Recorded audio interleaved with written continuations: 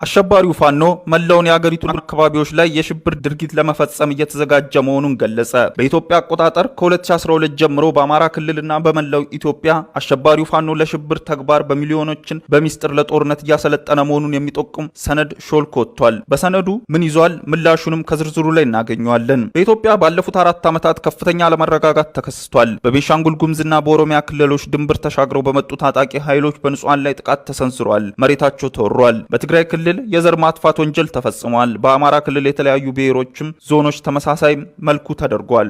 ከትርምሱና ከንጹሃን ግድያ በስተጀርባ በዋነኝነት በአማራ ስም የሚንቀሳቀሱ በብሔርና ብሔር ብሔረሰቦች እንዲሁም የሃይማኖት እኩልነት የማይዋጥላቸው አካላት መኖራቸውን ይገልጻል። ይህንንም ፍላጎት በአማራ ሕዝብ ጥያቄ ስር ደብቆና እቅዱንም ለማሳካት እየሰራ መሆኑን የሚገልጸው ራሱን ነፍጠኛ ነኝ ብሎ የሚጠራው አሸባሪው ፋኖ ግንባር ቀደሙ ነው። ቡድኑ በየመደበኛ የሽብር እንቅስቃሴዎች ቢታወቅም ራሱን ያደራጀበት ደረጃ እና መንገድ ግን ብዙም ግልጽ ሳይሆን ቆይቷል። ሰሞኑን በአማራ ፋኖ የቤት ለቤት ወታደራዊ ስልጠና ሳይንሳዊ ትንታኔ በሚል ነባርና አዲስ የአሸባሪው ቡድን አባላትን ለማሰልጠን የተዘጋጀና ምናልባትም በሰነዱ መሰረት በኢትዮጵያ አቆጣጠር ከ2012 ጥር ጀምሮ ስራ ላይ የነበረ ሰነድ እጃችን ገብቷል። 110 ገጽ የያዘው ሰነድ ከ15-16 ሚሊዮን በላይ የአማራ ፋኖ በየ3 ወሩ ስልጠና የሚሰጥበት የቤት ለቤት ወታደራዊ ስልጠና ፍኖተ ካርታ መሆኑን ይገልጻል። ሰነዱ በዋሽንግተን ዲሲ በዚህ የአሸባሪ ቡድን ዲያስፖራ ሰንሰለት መዘጋጀቱንም ይጠቁማል።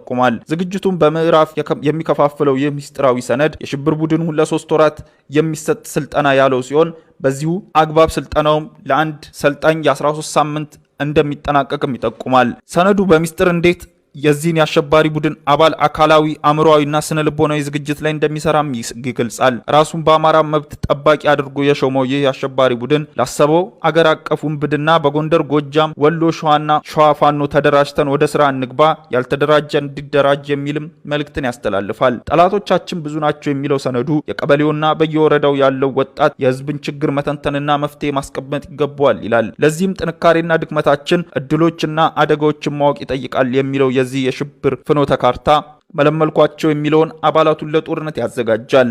ሰነዱ በአማራ ክልል እንዲሁም በኦሮሚያ ጨምሮ በሌሎች ክልሎች ደጋፊዎች ብሎ ላሰባሰባቸው የህብረተሰብ ክፍሎች በየቀበሌ በስልጠና የሚሰጥ ሲሆን በቦታና አሰልጣኝም እንዲመርጡ አቅጣጫ ያስቀምጣል። ሰነዱ በስልጣን ዝርዝር ዝግጅት ውስጥ የሽብር ቡድኑ ዓላማ የሚያጸኑ አመለካከቶችን ማስረጽ እንደ አንድ ግብም ይዟል። በየቀኑ የሚደረግ አካላዊና ወታደራዊ ዝግጅት ማድረግ፣ መሳሪያ አጠቃቀም፣ የፋኖ መንፈስ ማልበስ፣ የቴክኒክ ስልጠናዎችን መስጠት በሚል የእያንዳንዱ የሽብር ሰልጣኝ ማድረግ ያለበትን ተግባራት በዝርዝር ያስተምራል። ሰነዱ በአማራ ክልል እንዲሁም በመላው የሀገሪቱ የሚገኙ የአማራ ተወላጆች ውስጥ አባላትን እንደመለመለና በየከተማው እየተደራጁ ነው የሚላቸውን ብዙ ሺህ ቁጥሮችም ያስቀምጣል። ለአብነትም ቡድኑ በአማራ ክልል ውጪ እያደራጀ መሆኑን ከገለጸባቸው አያሌ ከተሞች መካከል በቡራዩ ከ19,000 በላይ፣ በፊንፊኔ ከ1 ሚሊዮን በላይ፣ በአዳማ ከ88,000 በላይ፣ በኮንሶ ከ7,000 በላይ፣ በጅጅጋ ከ42,000 በላይ፣ በሎጊና በሌሎች አካባቢዎች ከ10,000ና በራያም ከ125,000 በላይ፣ በወልቃይት ከ40,000 በላይ የአማራ ፋኖን በማደራጀት ላይ እንደሚገኝም ይገልጻል። ይህ አሸባሪ ቡድን በቅርብ ጊዜያት በተለያዩ በአማራ ከተሞች አባላቱን እያሰለጠነ ሲሆን